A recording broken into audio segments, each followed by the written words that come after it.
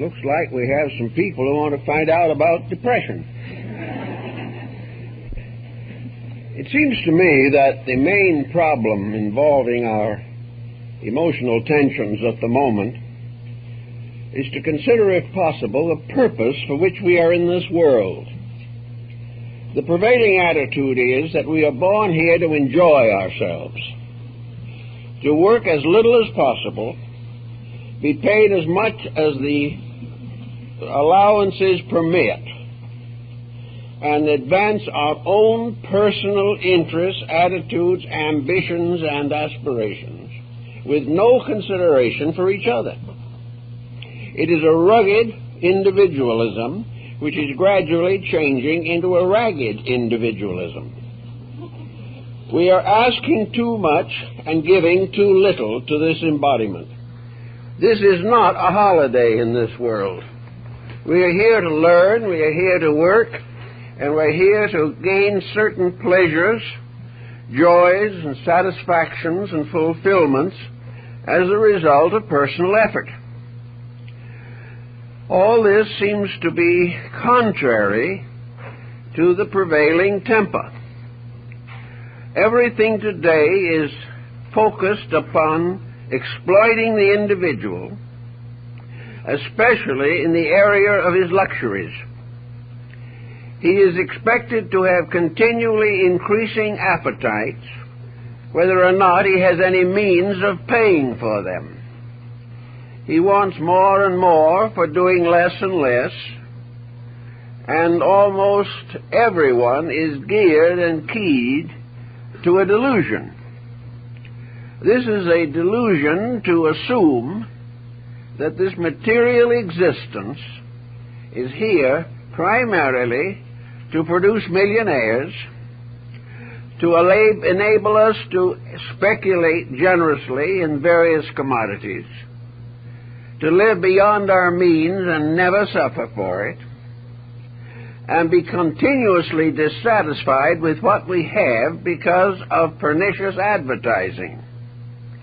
All in all, we are in trouble, and we have no real answer to the trouble in the form of a general reform in society. The probability of 4 billion people suddenly becoming enlightened and resolved to do the right thing is rather remote, especially when we realize that most of these people do not even speak the same language. Also, their ideas of values are different, and each one has its own peculiar pattern of living.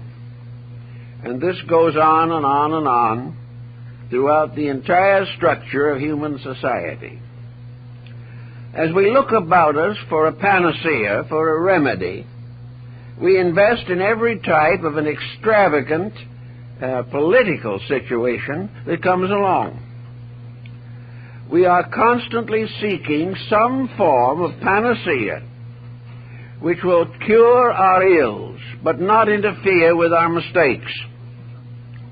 Those mistakes are sacred. We not only have a right to them, we will fight to the bitter end to prove that they are correct mistakes. And this in itself becomes a rather painful situation. Looking around us, we observe everywhere that the nervous tensions are rising rapidly. We are less and less organized as persons. Individuals who 10 years ago had a good memory now forget the most common incidents in their lives. Persons who were satisfied with moderate incomes suddenly find moderation to be a penalty. Those who have for generations been grateful to this earth for taking care of them now resent the fact that it cannot provide them with every luxury that they want. As long as we have a mistaken philosophy of life, we are certainly going to be under stress. The human body is a wonderful thermometer. It helps us very clearly and definitely to discover what is wrong with the temperatures within ourselves. And at this time, fatigue, disillusionment, disappointment, fear, anxiety, dread, and almost panic, these forces are working everywhere in our society. If there is any possibility of correcting the situation, it certainly rests with ourselves. We cannot depend upon our neighbors changing. We have no way of assuring that our public officials will reform their ways. We have no reason to hope that business will suddenly become philanthropic. We cannot change anything in this world with certainty except ourselves. And no one can prevent us from changing ourselves if we so desire. The individual who is tired of complaints, who is weary with the body's reactions to pressure, who cannot afford expensive medications, who has tried 16 different diets and is still overweight, all these people have got to sit down and face the facts of life. They have to realize that we have to have our happiness in our own names. We can be as happy as we are intelligent, and we can be as miserable as we are foolish. Now, how are we going to go after this particular problem? There are several different approaches to it, but nearly all depend upon one essential decision or commitment within ourselves. We must have a sincere desire to solve some of the problems that face us as individuals. We must consecrate our lives to getting out of the dilemmas that are destroying health, happiness, and peace of mind. We are only here for a relatively short time, at least in this embodiment, perhaps 80, perhaps 90 years. Maybe occasionally a few extra years thrown in for good measure. But in this span of time, we must make a series of decisions. From the beginning to the end, we must steer our living with intelligence. When intelligence fails, security fails. How are we going to get this intelligence? Well, for a long time we thought we could get it by education, but this is becoming increasingly doubtful. The trouble with education is that it assists us to adjust to what is wrong, but does not attempt to correct the errors. Therefore, education says the world is as it is. Adjust to it or suffer. Therefore, education gives us various instructions on how to make the best of the bad bargain that we call life. It helps us to have a trade or an art, and whenever something new comes along, education works it over until it becomes obsolete. For a long, long time, we have been training people for special fields of activity which generally cease to be important by the time the training is complete. So all these different situations have impelled us to realize that education is not giving us the internal resource necessary to control ourselves. Education will help us to do the best we can as long as we remain inadequate. Education will also try to get us to get our minds off of our troubles by the hope of executive promotion in business. It assumes that if we know enough, study hard enough, and graduate successfully enough, we can live in reasonable comfort during our present embodiment. This is a beautiful thought, but is not supported by common evidence today. The next point that comes along, perhaps, is religion. Religion tries to explain to us that there are values that are more important than material success. This would be more convincing if so many different beliefs were not themselves developing very selfish attitudes and are working for material success.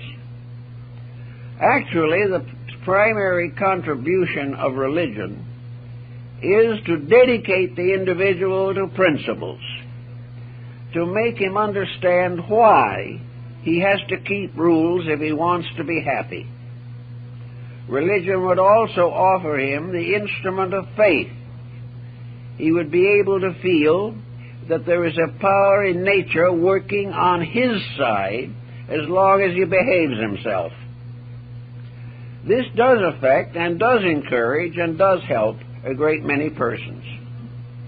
On the other hand, many who try this method become disillusioned because religion does not work miracles in their personal problems.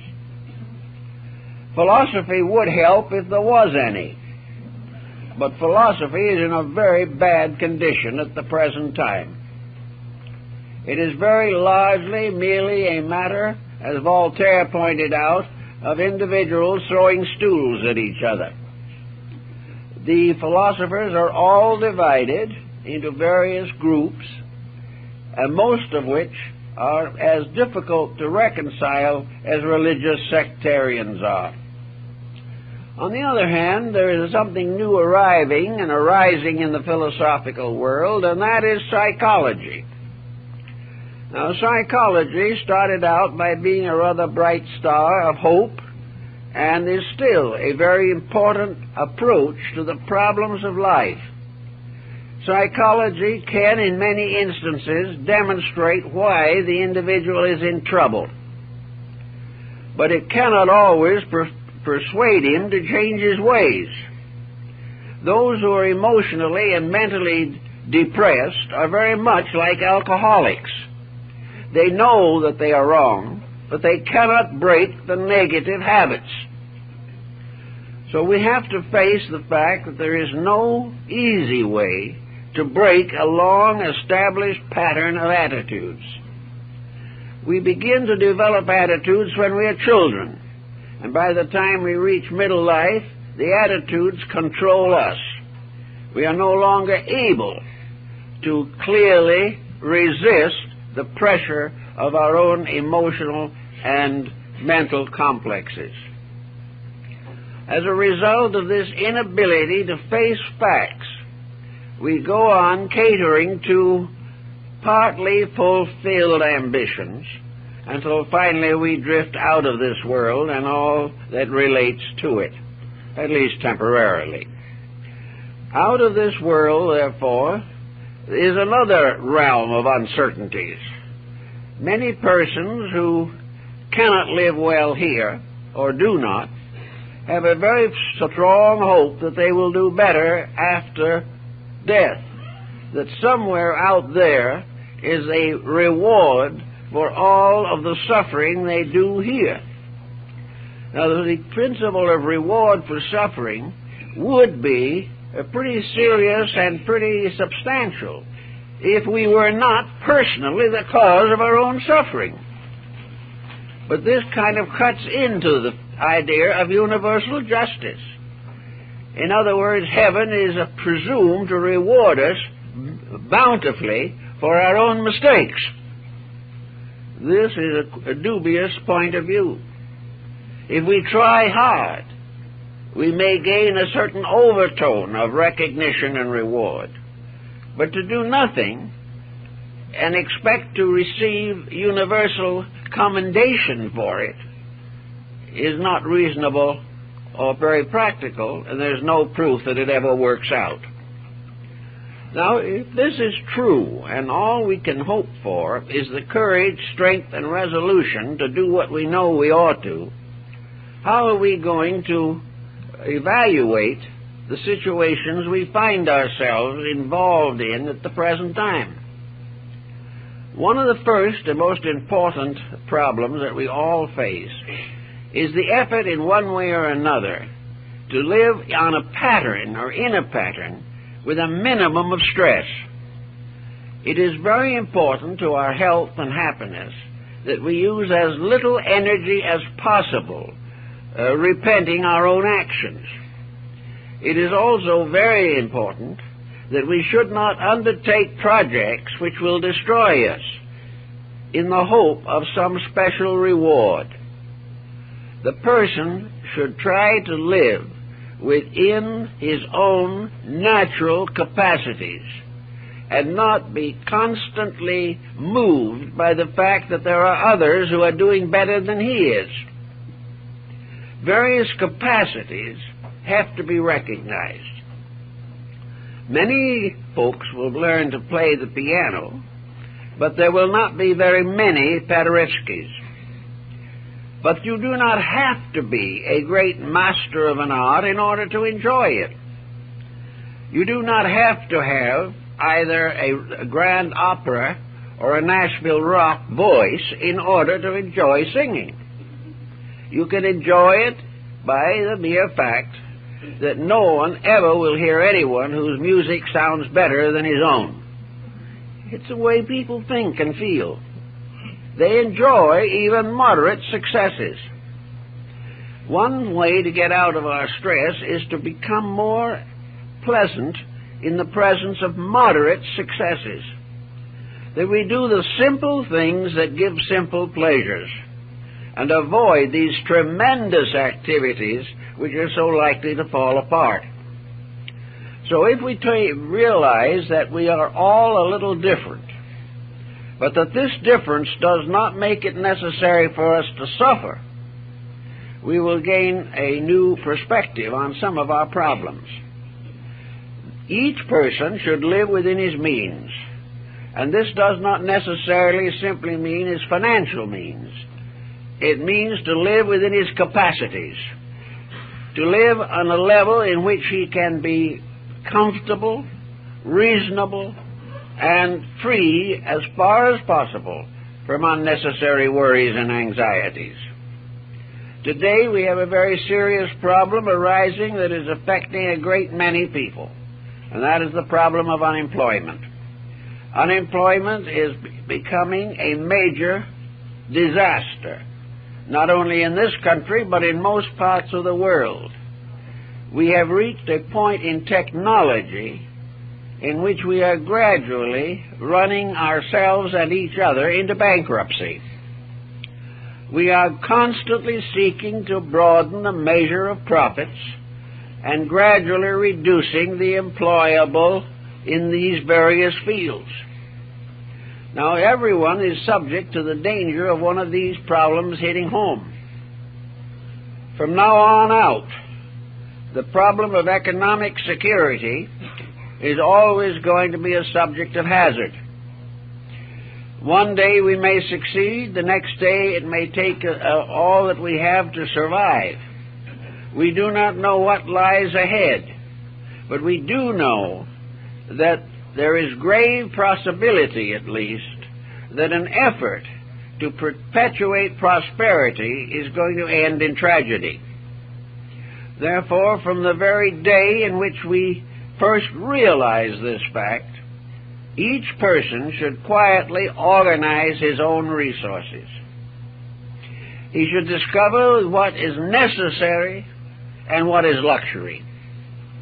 And he should realize that nature did not necessarily intend him to be a glamorous personality. If we are still working and we still have some economic security, the situation demands greater thoughtfulness and organization of these resources. Mental, emotional depression are closely related to debt. And the individual who is in debt is in trouble. Ben Franklin pointed that out over 200 years ago. The individual who buys what he doesn't need, either because his neighbor has it, or because it is fashionable, or because it is a luxury and a labor-saving device that is not essentially necessary. People who spend money in this way are apt to regret it.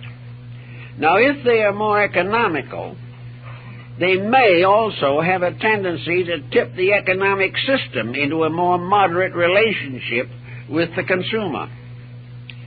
It is necessary for business to realize that it cannot flourish by making individuals into bankrupts. That when the individual spends more than he can, business itself is ultimately going to suffer. So if we are employed and we have reasonable securities, and we can perhaps feel that we could splurge, this is an excellent time to realize that splurging is not the basis of happiness. It is really something which will only ultimately contribute to worry and anxiety. Now, if the person is not employed at the moment, and therefore has a problem involving labor unions or involving the curtailments and bankruptcies of various corporations, then it is too late to try to prevent the situation. It is then necessary to do whatever can be done to reduce the pressure and to get into as economical a balance as possible. This very often will result in the loss of luxuries. But if it is in the cause of securities, the individual will have less medical bills if he has fewer luxuries. There is no sense in trying to maintain a standard of life which has been taken away. But let us always remember that the standard that has been taken away has nothing to do with the standard of principles within ourselves. A high standard of living depends upon what we are and not upon what we have. And very often a reduction in our luxuries results in an improvement in our integrities. So wherever necessary or possible, the individual should begin to discipline his appetites. And not long ago, a friend of mine took 2 or 3 people to dinner in one of our moderately fashionable restaurants.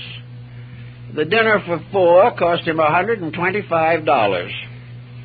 The food value was probably about $7.50. The rest was prestige. Well, prestige is something that the average person today cannot afford. It is not necessary for him to retire to a one-arm lunch counter, but it is necessary to be thoughtful and to curb extravagances.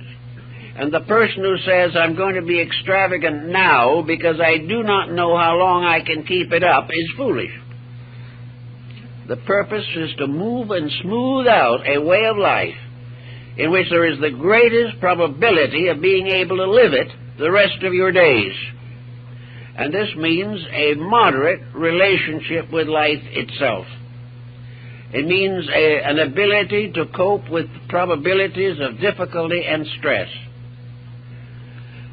Actually, the theory we seem to be working from largely today is that our principal legitimate expenditure should be for entertainment. This has resulted, of course, in a measure of entertainment which most persons are having more and more difficulty standing. The entertainment field has catered to the worst, and there is no improvement in sight. Extravagant expenditures for modern entertainment is a complete waste of time. This is another problem that people have to face. They've become so accustomed to these matters that they do not think very much about it if they finally decide they would like to pay $100 a month for X picture channels, or would not object to paying $50 a seat for a theater ticket. This type of thinking is going to result in nervous breakdowns for millions and millions of people. You cannot do it that way without worry. and for the moment or two, an hour or two of pleasure, or what you think is pleasure, you may pay with hours of worry and anxiety when you can't make the car payment. All of these matters mean that organization of yourself, the clear understanding of what you need, what is necessary, and what is proper. These things must be given their proper consideration. There will always be somebody in this world that has a little more worldly goods than we have. But it's not at all certain that that same person doesn't have more worldly worries than we have.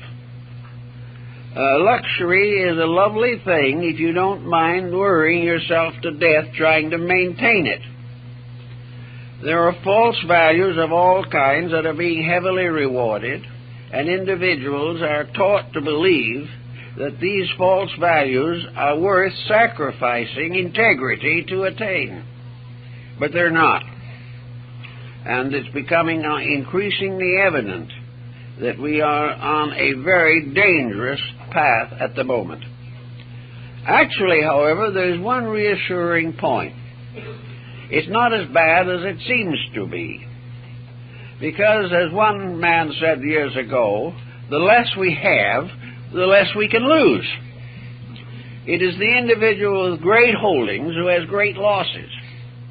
And these great losses remind me of the fact that I was on Wall Street when the 1929 depressions hit, and I saw a man walk out of the New York Stock Exchange, put a revolver to his head, and blow his brains out.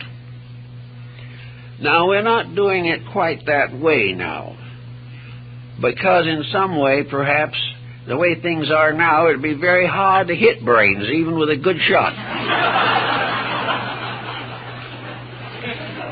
The main point is that a quiet approach to life, a moderate approach to life, while it may not be free from all anxieties, reduces them. Reduces them because of the effect it produces in personal living. At that same time in 1929, a number of persons reported that having seen their entire holding wiped out in one day, went home and for the first time in years had a good night's sleep. There was nothing more to worry about. Now, if these persons had been moderate in their investments, wise and thoughtful, had not been over-extravagant in their living, they might have escaped this deluge and have had many good nights' sleep because they were never in danger, or the danger was so slight it was scarcely worth considering. We watch each person as the days go along, and we find friends and relatives and acquaintances becoming more and more edgy. No one seems to be very happy about anything, and nearly everyone has a pet peeve as to what is wrong. If we get about 500 people together, each with a different peeve, and they all express what their peeve was, the composite result would probably be approximately correct, because there are hundreds of causes for these uncertainties and these unpleasant reactions. The individual has to be careful, however, that he doesn't manufacture difficulties. It's bad enough to face the real ones, but it is even worse to imagine a great number of problems that do not even exist and become frightened to death by the products of your own imagination. Actually, we are all looking for something, someone, that we can blame for this particular problem. Last week I had one envelope come in to me that must have had 50 sheets in it, each containing some definite explanation of who was responsible for everything. It was not only a completely discouraging list, but the question always arose, well, how much fact was there in it? Because actually the various statements were very lightly supported, if at all. For the most part, it was simply blind anxiety blurting out its fears. Well, There is a lot of that these days. Individuals are frightened. Everywhere they turn, they see a conspiracy. Everyone around them is out for something that they have. All around the world, every religion, every political system, every industry, every economy is corrupt and is being used to destroy our peace of mind. It's very, very tragic. But the only answer to it lies in having an indestructible peace of mind. Whatever happens, we will discover, as we have from the past, that the worst does not occur. No matter how much problem and fear and worry we have, or how many conspirators we assume to be hiding somewhere to separate us from a few dollars, the real problem lies still with ourselves, that we cannot afford to develop vast prejudices that divide us socially, religiously, racially, culturally. We cannot afford to look upon everything that is not like ourselves as an enemy. We do not realize the danger of this prejudice problem. And nearly everyone who is unhappy today is pointing an accusing finger at what he regards as the cause of his misery. But up to now, his tendency has been to point his finger in the wrong direction. He should be pointing it at himself. For here is where the real problem has to rest. It is our own ability to integrate our living and our thinking so that we can fulfill the Bible admonition that if we are right, we will survive, and that those who are wrong may fall on both sides of us, but we will still stand. The problem is always that we must be right. And this is the first line of defense against worry, fear, and anxiety. We have to be correct in our own relationships with life. It might seem that this is a very serious frustration, and perhaps it would be a little bit of a frustration if this was the only existence that we have. But whatever we do here is certainly going to go on, and we are going to take with us into something beyond this life most of the pressures that have burdened us here. There is no reason to assume that death changes us. It changes our location, it takes away our body, but there is no way of being sure that it changes any mental or emotional attitudes that we may hold. We will probably go on being ourselves, and that means that unless we have done something to improve ourselves, that if and when the time comes to start another pattern of living, we will bring back nothing but the faults and pressures that we took with us. So we have to, in a long-range thinking, try to make the corrections that are necessary while we are here. If the individual believes that he doesn't come back, it still remains the same problem. If he doesn't come back, it's all the more reason why he should do the best he can here and get as much of real value out of life as is possible.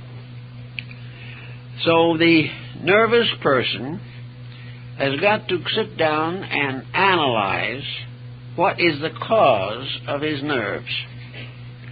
What does he dislike? Who is he jealous of? What person is irritating him? Why does he hold on to ambitions and appetites that are unreasonable?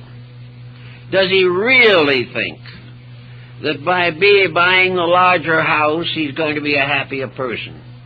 Does he really believe that he has to keep up with the Joneses? Does he find it absolutely necessary to make every possible last degree of profit on every transaction that he makes? Is it necessary for him to profit to the point that he prevents other human beings from having the proper necessities of life? All of this selfishness and self-centeredness is contrary to rules. And nature's way of doing things can be summed in the simple thought: if we are not reasonably contented, there's something wrong with us. We like to assume that it's wrong with the system, but the system is nothing but a mass of us. The system is a collective picture of our own personal attitudes on the various responsibilities of living. Out of this also comes a new type of escape mechanism. The individual, not wishing to change himself, has only one way out, and that is to forget himself. Instead of rising above his own weaknesses, he is going to escape from these weaknesses by killing out his own recognition of them. So the person who is nervous or neurotic or depressed goes on to medication. If he is depressed, he may be given a stimulant. If he is overexcited and obviously a paranoid, you can give him one or another form of sedation. Always the idea is not to cure the problem, but to block the symptom. We are supposed to get well by forgetting what we are supposed to do. But instead of having this happen, we finally discover that we are allergic to the medication and ultimately kill ourselves in the effort to avoid thinking. Also, there is the alcoholic. There is all the different type of escape mechanism. We find people who are living in a very unpleasant, unrealistic, and unmoral way simply to escape the problems of life. Another thing that is very important, and I notice a lot of people seem to be struggling with it, and that is, what is the person doing actually to improve his own mental existence? What are his interests? What does he do to make a better life that will solve some of his problems? He comes home. It's been a hard day at the office, or it's been a hard day somewhere, or it's been a day in which there was very little work but a lot of anxiety and irritation. So he comes back. What does he do? Turns on the television. And he's going to live with the television and probably get an indigestion from the television dinner, but he is going to watch probably about the lowest level of entertainment that has ever afflicted the American people. He is going to go through all of the murders, all the rape and carnage, all the space wars, all kinds of dramatizations, real or unreal, about all the unpleasant moments of history, and a careful program of destroying and disintegrating the reputations of famous persons. This is entertainment. Or, being a nervous and sensitive man, he might go into rock, which will guarantee that he will be in the jitters for the rest of the evening. Nothing doing. Nothing is happening. Where is any effort to become a better person? The idea is to slowly drift through this life without noticing it more than necessary. The individual makes no effort to make his homes any kind of a place of securities, and if one person tries desperately, the rest of the family is probably against him. Everywhere the emphasis is upon mental indolence and emotional agitations. It's become now almost indispensable to our emotional lives that we watch murder, rape, and carnage. It's the only thing which we react to. Every phase of our life is being slowly lowered by the fact that we have made no demands upon ourselves to the fulfillment of our own resources. We are perfectly willing to drift from here to there without any more thought than is absolutely necessary to get across the street in a heavy traffic hour. Sometimes we don't make that. Now, we have a mind. which is supposed to give us all kinds of possible usages. There are many interesting, useful, and valuable things to be known and learned. But the mind has also its own willingness to conform to our prevailing inertia. The mind can be just as lazy as the body. The mind can object to thinking on the grounds that it is fatiguing. I know many people who say they gave up thinking because they couldn't live with their own thoughts. Well, it can be. Because if you use the mind simply, without discipline, without direction, and without motive, it can spend its time wandering through a maze of inertias and inadequacies which are worse than nothing. But the mind is there, and everyone can grow and use it. And the time spent in using the mind properly can be saved from the complete waste of mental energy and the corresponding danger to the nervous system. The person who is thoughtful is not going to be nearly as panicky as the thoughtless. And the less organization we have, the more subject we are to adverse crises of one kind or another. If we do not run our lives, circumstances will treat us like a heavy storm will treat a small ship. It is up to us to take hold of these things if we expect them to solve problems for us. Now, on the mental level, apart from the emotional pressures, we have all kinds of inducements to poor thinking. Good reading has become a very rare thing. Nearly all the books that we find now popular, the best sellers, are trivia. They demand nothing and provide some form of more or less transitory and inadequate entertainment. We buy books now because everybody else reads them or because we subscribe to some book club. But most of the books we read are worthless. And it probably is just as well that they won't last very long because they weren't worth anything in the first place.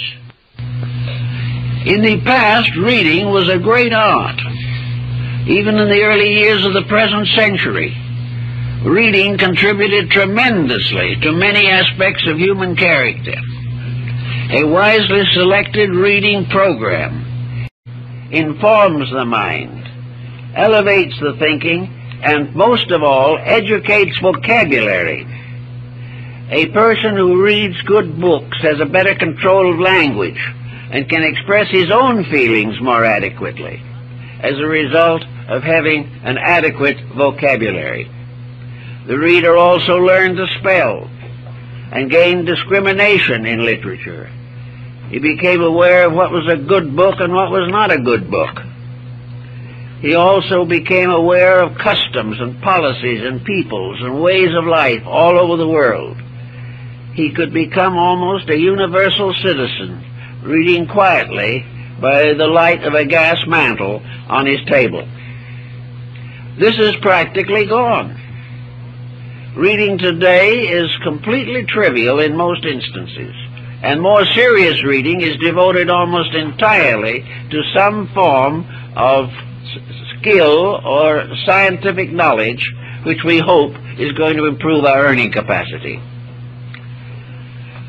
If we would take 2/3 of the time that we spend listening to bad news on television to a study of the basic literature of the world, a serious study of history, of biography, a serious contemplation of carefully drawn human characters as found in the writings of the great novelists and the great literary geniuses of the 19th century, we would come into a better relationship with life. We would have more tolerance for other people because we would understand other people better. Through Charles Dickens, you could learn to understand a great many people, and in this way also gain a certain tolerance for the idiosyncrasies of persons and realize why each individual is what he is, and not resent constantly the fact he may differ from us in something. Art, music, all of these civilizing forces can be cultivated by discrimination. But if the discrimination is lacking, all these things simply become time killers. And the human being, whether he knows it or not, cannot afford to kill time. It is a very limited resource and is the basis of the personal securities and integrities that he hopes to build. Also in this same problem, the problem of being quiet is a very serious issue at the present time. We live in a world that is full of noise. There's hardly a silent moment anymore. But more than that, we live in a world in which there is a tremendous amount of man-made unnecessary noise. One of the most common forms of this is small talk that leads to nothing. Arguments, dissensions, hatreds, and various accusations that are unfair or unreasonable. Somewhere along the line, the person who wishes to know himself must be able to sit down and become acquainted with himself. To each of us, ourselves remains always the unknown person. We spend very little time trying to understand our own motives. We simply fulfill the pressures. If we don't feel good, we let our bad feelings show. If we're angry, we explode in somebody's face. Nothing is really given any serious consideration under such pressures. So each person, beginning in childhood, should recognize the dignity and importance of quietude. The individual should be able to sit down and simply relax and think. Think without pressure. Think without intensity. Think in fields and areas which are comforting to the mind. Remember the better things of life and gradually discipline and appreciation for the benefits we have enjoyed, and also the gradual integration of patterns to contribute to the happiness and security of other people. A quiet, meditative relationship, a relationship in which peace of mind is the result of relaxing away from the stupidities with which we have become dominated. Everyone should be able to be quiet. It should not be necessary for the person who is not up to his neck in activity to sit back and simply fidget. There is no peace of mind where the individual cannot settle down quietly to contemplate or think or enjoy the benefits of his own spiritual experience and life. It is also through the quietude that we have to approach heaven. For whatever religion we may hold, whatever faith is important to us, we come closest to realities in quietude. And when we get nervous and upset and the blood pressure rises, quietude will bring it down again. Quietude also brings with it patience. The quiet person does not necessarily carry a chip on his shoulder. The quiet person is able to estimate more correctly the attitudes of others. It is much less likely we will misunderstand people if we listen quietly to their words or watch quietly their actions. Very often misunderstanding is simply within ourselves. A prejudice has taken over and we spit back at someone. All these things create sickness. All of these things destroy the benefits of life. Now, with many people, there are two very important emergencies in life which have to be considered. One is the emergency that arises when children leave home. there is always that day when a busy life, made largely busy by the responsibilities of parenthood, this suddenly ceases to be an emergency or a dedication. The birds have flown. The individual suddenly finds a very serious vacuum. He has no longer the responsibilities, the anxieties and worries of parenthood.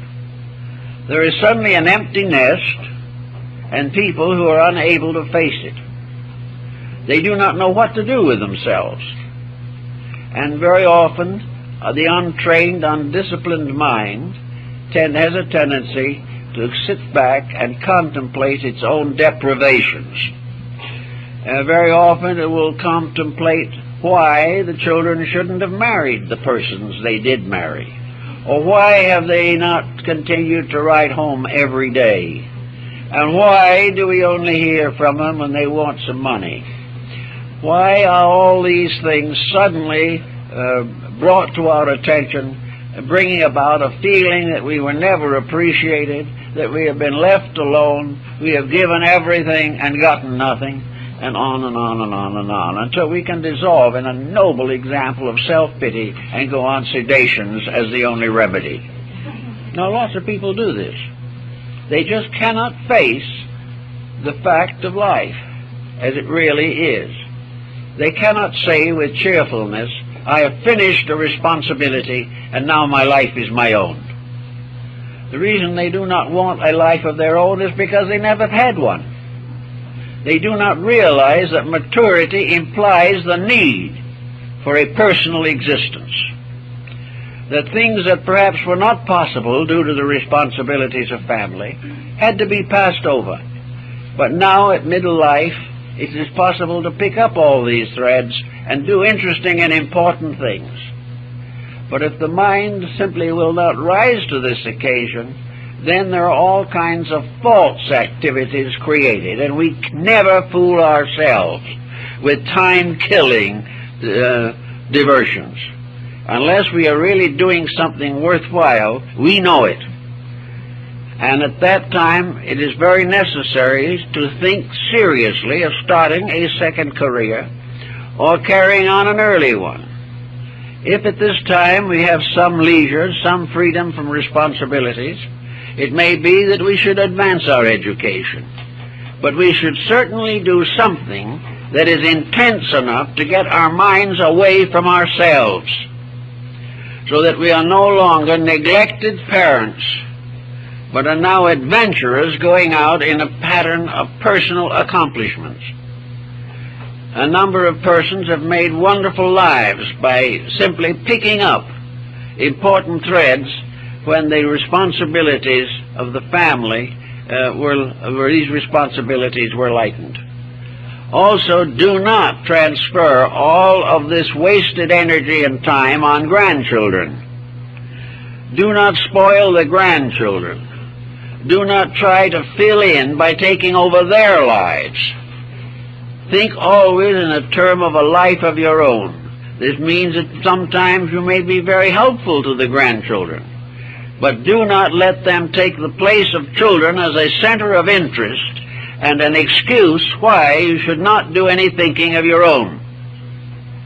Now, the second emergency that comes along is the emergency of retirement.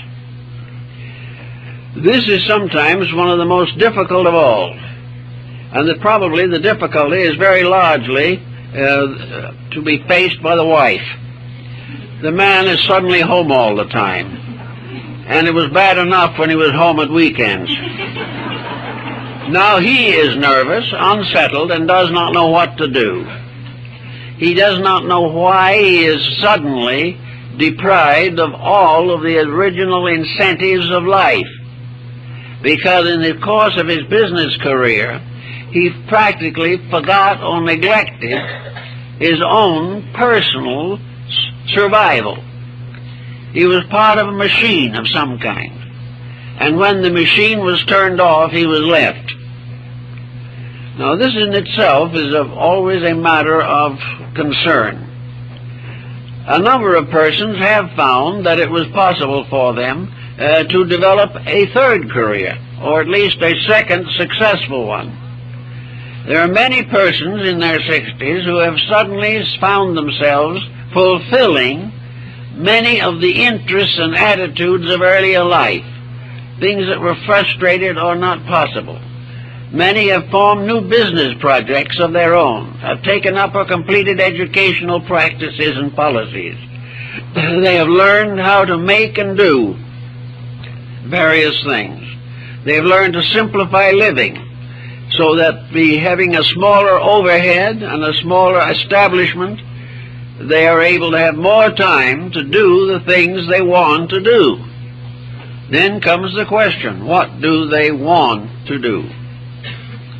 The answer to that very largely rests with earlier thinking. It's very hard to take that up all by itself at the end. It is much better for the individual to have carried along with his business career some other activity. The businessman and the housewife should have other interests that they have been developing over a period of years, so that the transition from one focal point of activity to another is comparatively slight. If there's no such an adjustment possible, a bewilderment settles in, and in this bewilderment all kinds of false values take over, and the person gradually falls into one form of depression or mental chaos or another because of the lack of focal point. That a person should reach retirement age without a mind sufficiently disciplined to carry him from that point on seems difficult to believe, but it is very, very common. So that the undisciplined retiree falls into small purposes that have no real significance and no actual satisfaction for himself. Here, hobbies can be important, especially if these hobbies have basic educational value. Various projects involving social activity, in teaching and in working with people, all these things can develop into useful extroversions. But most of all, if the person's retiring at 65 or 70 has no interest in life, it is an indictment of his previous living, and it is also a hazard to his survival. A proper planned life after retirement from business can add 10 or 15 healthy years to the life of the person, and can give them an opportunity for mental and emotional maturity that they were deprived of during the long years of business involvements. So here are two periods in which it's very necessary to take over the problems of living and try to plan a successful long-range career. This is something that I think more or less reaches the summation of the situation, and that is the long-range plan for living. Not that the person is to live from now to the next vacation, not that the person shall live from now until he buys a new car, but a long-range plan based upon a life of expectancy that for us here in the Western world will extend probably to nearly 80 years, and sometimes more, a period of time in which a long-range plan, worked on diligently from the beginning and forever in the back of the mind. This is very important. It is this long-range plan, for instance, that comes into the front of the mind when we sit quietly and do not think about transitory things. The long-range plan is something that should be filled with hope, filled with resolution, filled with dedications to various useful, constructive, and unselfish activities. But the plan should be there. And if necessary, when the person graduates from high school, he should begin to think about that plan. He should view it as a basic of his life, that he is a person, is living. He is going to accept the responsibilities of life. He is going to fulfill his responsibilities and his duties. but he is also going to be ever mindful that there is a reason for his existence beyond economics, beyond promotion in office or something of this nature. That there is a reason, and that is that he shall grow, that he shall finish this life a greater person inside himself than he was when he started. This is not a growth of ego satisfaction. This is not the fulfillment of ambition. This is not self-centeredness, but it is a fulfillment of what humanity is assumed to be here for. And that is to grow, to help, to be friendly, to be serviceable, and to be modest in requirements and attitudes. These are the things that should be planned for from the very beginning, so that along with all of the different responsibilities, the person does keep a small, sacred core of intent within himself. That he is not going to sacrifice any responsibility in order to favor himself, but that in the midst of the fulfillment of responsibility, he is also going to realize that there is something inside himself that has to grow, that has to unfold, that has to mature, and that his usefulness to others depends upon the fulfillment of himself in a very large measure. If he can realize this and build accordingly, he will have a much better chance of escaping the doldrums from which we suffer today. We look around on all the levels of life, and these doldrums are closing in. We are frightened, we are worried, we are nervous, we are anxious. But most of all, we lack an internal core of integrities. Yet we have religion, we have enough ethics, enough morality, enough background in common education to tell us that there are certain things we should do. But they take a little effort. And the individual says, I have to work all day, I have to use effort at my job, and when I come home I don't want to work, I want to play. Well, that's all right, but there's no reason why we should not play creatively. There is no reason why our recreation should not be enjoyable and useful at the same time. Because actually the final fulfillment of pleasure is the accomplishment of some kind of good that is going to enhance or increase the value of our participations in life. So that there is no reason why we cannot enjoy growth as well as or better than we enjoy escape from labor. Now, in the same problem, we find people in these difficulties are very often inclined to drift along. Now, there's a very narrow line of demarcation between an attitude and an affliction.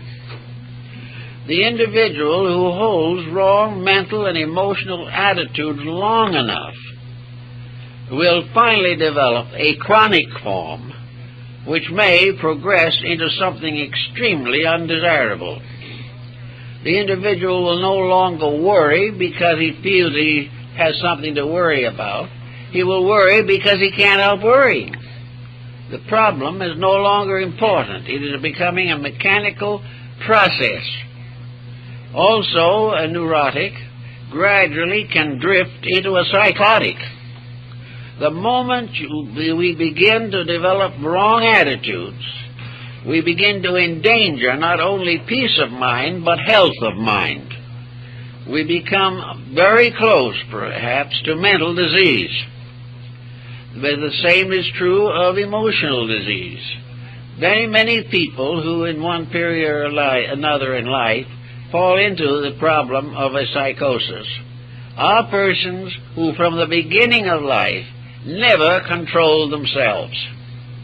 They are persons who from the beginning had certain attitudes which were difficult.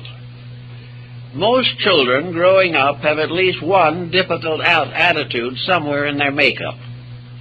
If this is not worked with, if not corrected, if no one does anything about the difficult attitude, it may linger and never appear in any major way, but it may, under adversity, come out with a torrent of pressures. The child who has always been dictatorial can become a dictatorial adult. A dictatorial adult will always finally face another dictator stronger than he is, and the result will be a collapse. We cannot allow any undisciplined attitude to take over. We have all kinds of beliefs, but these beliefs finally become finalities. You take a person who is very worrisome on some subject, and you say to that person, what is the foundation for your worry? What have you in the form of evidence, actual evidence, to support your anxiety? And very often the person has no direct answer. He's worrying because everybody's worried. He's worrying because the world's in a mess and everyone knows it.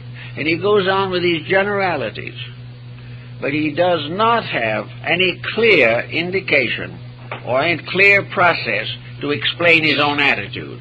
It's just a generality depending largely upon the conduct of other persons. So under these circumstances, it is very important that the person shall take over an attitude the moment he finds it arising within himself. One of the simplest attitudes that we have to work with is prejudice. Now, to many people, prejudice is loyalty. Prejudice is necessary because it belongs to the group, or it belongs to the family, or it belongs to the theological structure to which the person belongs.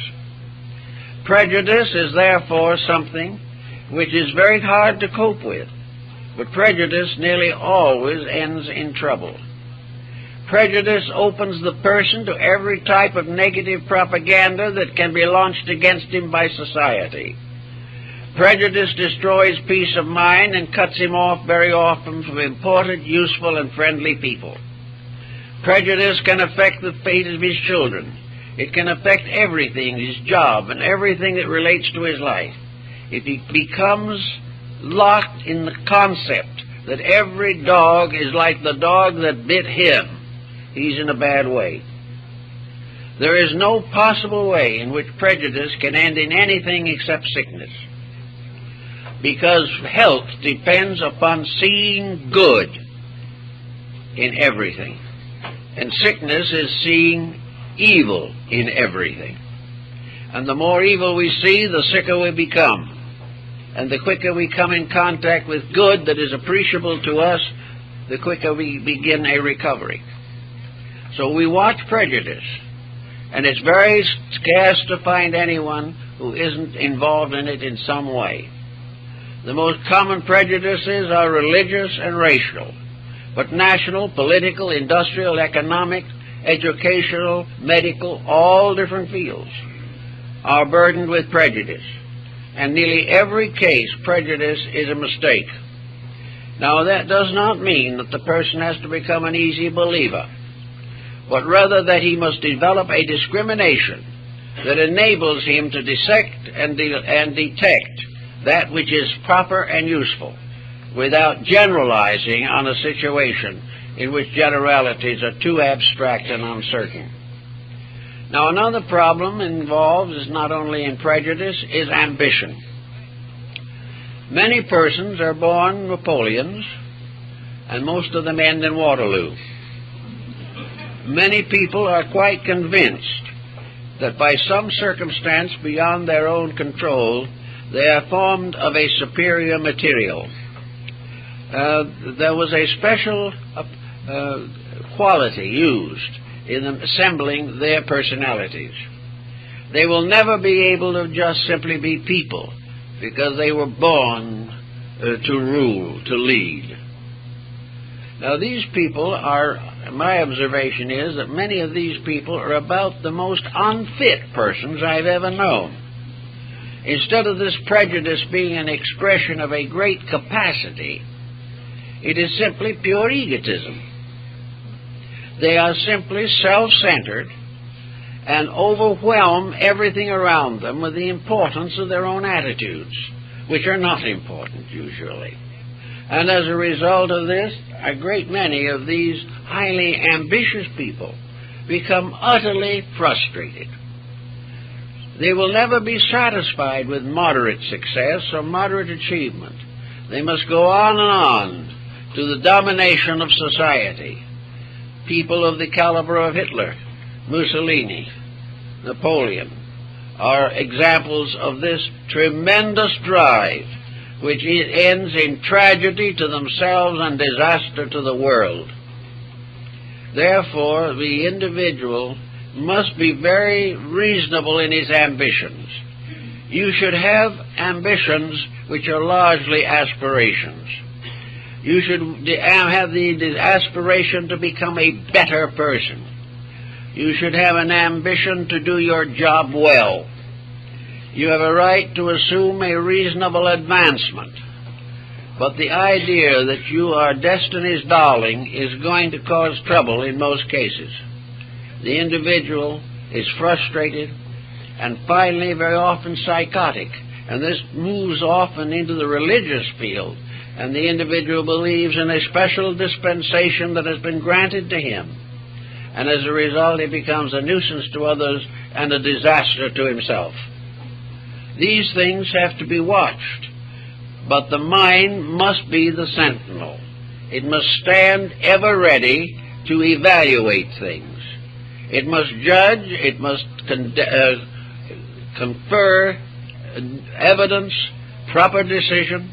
It must work out all these problems fairly and reasonably. That's what it is for. When we do not use it in that way, we get ourselves into constant difficulties. Emotional intensity is also very often a matter of frustration. And in this field, affections are a very definite factor. People like to believe that they know what love is. Well, love is a very mysterious thing. People have been trying to find a definition for it from the beginning of time. And I believe, if I remember correctly, it was Voltaire who said on one occasion that the best definition he knew was that love was an itch in the heart where it can't be scratched. But very few people can really give us a mature definition of love. Love is usually, as St. Francis de Assisi pointed out, is the bestowing of an affection, not the demand for it. The individual who gives an honest affection fulfills love in the best possible way. But the individual who loves himself better than the persons around him, and who is always finally in love with his own interests, his own attitudes, and his own emotions, can be a very sad character in the course of life. Love is something that requires a great deal of thought, or it can ultimately lead to the greatest despair, to emotional and mental distress that is almost beyond calculation. Love brings with it suspicion, which is very serious. It brings with it jealousy. All kinds of negative emotions and attitudes spring up. And everything then depends upon the internal adjustment of the emotions. Love asks nothing and gives all.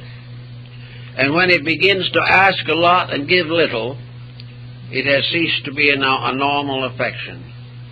And the individual who believes that normalcy requires jealousy or hatred is simply wrong. Love is a fulfillment. It is an ennoblement. It is a dedication of self to the service of something greater than self. Love of God is the service of that which is the supreme greatness. Love of religion, in the sense of our Christian faith or any other religion, is that a love is strong enough to make a dedication of service, that it is strong enough to cause us to change ourselves for the good of others. And where this type of emotion exists, you can work with it. But where love is a constant self-centeredness, We have people all the time who have had a disappointment in love, and 50 years later the embitterment continues. Everything in life has been ruined by the infidelity of a person. Everything has been made terrible because we have a thankless child. All kinds of attitudes contribute to a gradual development of neurosis, in which we do not realize that the entire emotion of love is controllable by ourselves, and that it is controlled best when it gives most and demands least. If we can also then transmute problems, we are in a better way towards solution. Wherever a difficulty arises, it can be transformed from a disaster into an achievement. It is very definitely true that everything that hurts us most has a lesson that will make us better. We will find that in the meeting and mastering of circumstances, we gain the greatest consolation in the world. The person who has a right to be happy, and is really happy, is not the one who has never had tragedy, but one who has transmuted tragedy into soul power. Tragedy should make us greater people, make us deeper, wiser, more loving, more understanding. Then it is a contribution to our good. If it ends only in embitterment, we have lost everything. So inside of our own natures, we have to sometime, some way, evolve an understanding of the values that are emotional and mental sources of security. We all have a right to be thoughtful. We all have a right to have certain minor anxieties if need arises. But we should always have an anxiety that is pointed toward a solution. Whenever a problem arises in our lives, our first reaction should definitely be, what does this problem mean to me, and how can it make me a better person? If we can always think this way, we're not going to become neurotics. We are only going to become not neurotic if we believe that experience is unfair. But actually, what we think is unfair is challenge. We are here to grow. If we grow, we are happy. If we resist growth and fight against it, then misery sets in. So it's always best to try to transmute and transform negative aspects of personal attitudes into constructive ones by a simple action of the will. No great big fight, no tremendous struggle against everything that is inside of us, but simply a realization that we're here to learn, that if we can learn happily, we will be happy. If we cannot learn happily, we will be unhappy. But regardless of our attitudes, nature says we will ultimately learn. So it is best to do it joyfully in the first place.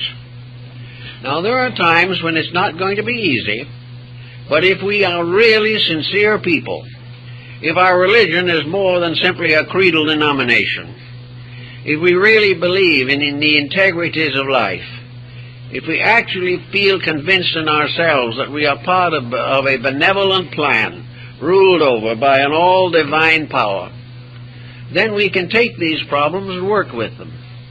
And by working with them in a reasonable manner, solve them.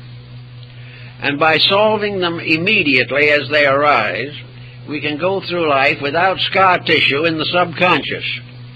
We can go through life without developing a series of mental and emotional infirmities which will become worse as we grow older, when we will have ever greater need for peace of mind. We can have it if we earn it.